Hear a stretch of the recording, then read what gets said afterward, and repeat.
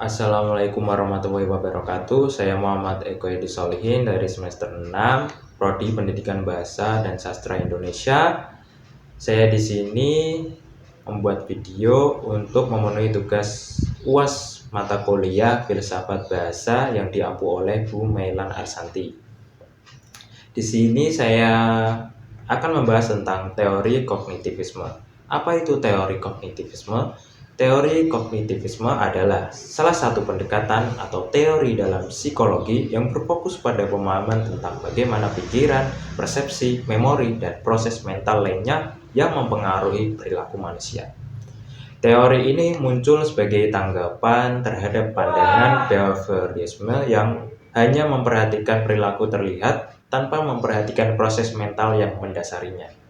Salah satu tokoh terkemuka dalam teori kognitivisme adalah Jean Piaget, seorang psikologi Swiss yang dikenal dengan teorinya tentang perkembangan kognitif anak-anak. Teori kognitivisme juga banyak mempengaruhi dalam pendidikan, di mana pendekatan pembelajaran berbasis masalah, penggunaan teknologi, dan pendekatan berbasis konstruktivisme adalah beberapa contoh penerapan prinsip-prinsip kognitivisme dalam pembelajaran. Beberapa ciri-ciri utama teori kognitivisme meliputi fokus pada proses mental.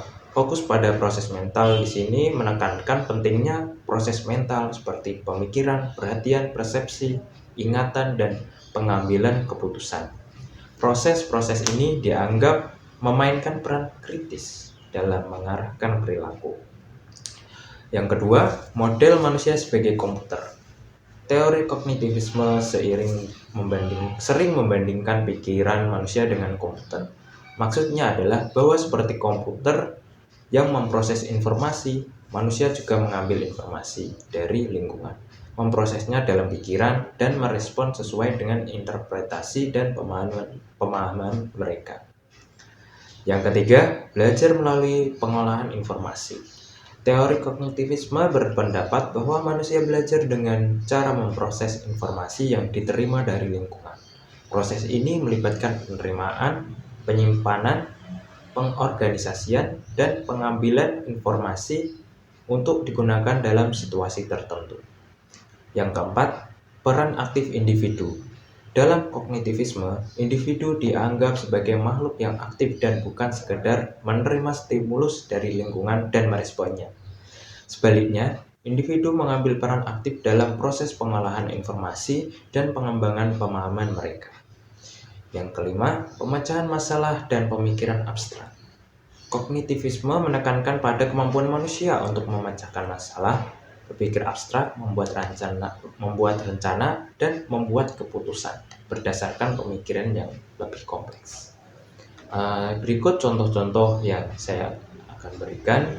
Yang pertama, ketika guru menggunakan bahasa yang mudah dipahami oleh peserta didik, serta memberi ruang bagi mereka untuk saling berbicara, serta diskusi dengan teman-teman. Lalu yang kedua, mendorong diskusi berdasarkan apa yang diajarkan dengan meminta siswa untuk menjelaskan materi pembelajaran bahasa Indonesia di depan kelas dan diajak siswa lainnya untuk mengajukan pertanyaan. Terima kasih. Demikian video tentang teori kognitivisme yang saya buat. Assalamualaikum warahmatullahi wabarakatuh.